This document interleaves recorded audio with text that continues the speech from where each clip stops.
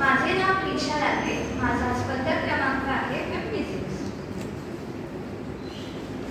वरदा कुणाला शरण ग, वरदा कुणाला शरण ग, करील जो हरण संकटाचे, करील जो हरण संकटाचे, मी धरीन चरण याचे, मी धरीन चरण याचे. सखये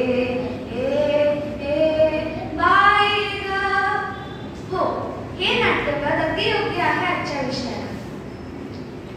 आठवा तो नाट्यमय काळ. कोरोनाच्या भीषणतेत हीच तर अवस्था होती. लोक आधी पाणी विकत घेत होते, तर आता हवा नाही तर आपल्याला ते ऑक्सिजन सिलेंडर विकत घ्यावे लागले. हे संकट माणसाने सोडून घेतले आहे आणि याचे धरणही माणूसच करणार आहे. नाही, माणसालाच करायचे आहे.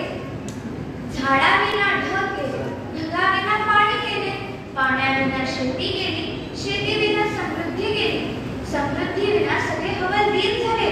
इतके सारे अनर्थ एका वृक्षतोडीने केले. निसर्ग म्हणूनच कोपलाय. अहो, त्याची जाणीव ठेवा. म्हणूनच संदेश हा, झाडे लावा, झाडे जगवा.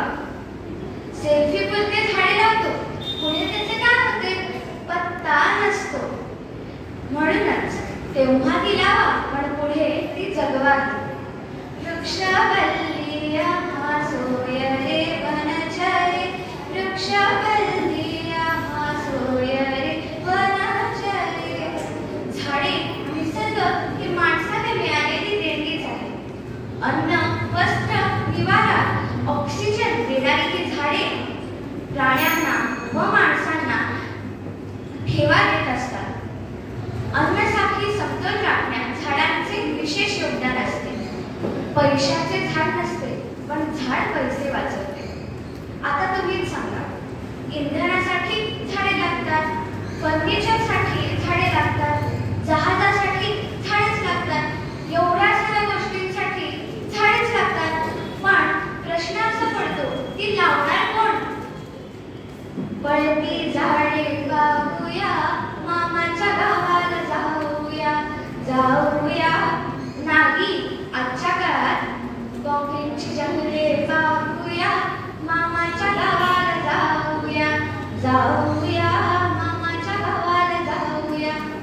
असं नको असेल तर माझ्यासोबत प्रतिज्ञा करा. मी दरवर्षी एक झाड लावेन. माझ्या मित्रमैत्रिणींना वाढदिवसाला एक झाड भेट देईन. कारण आमचे भविष्य आता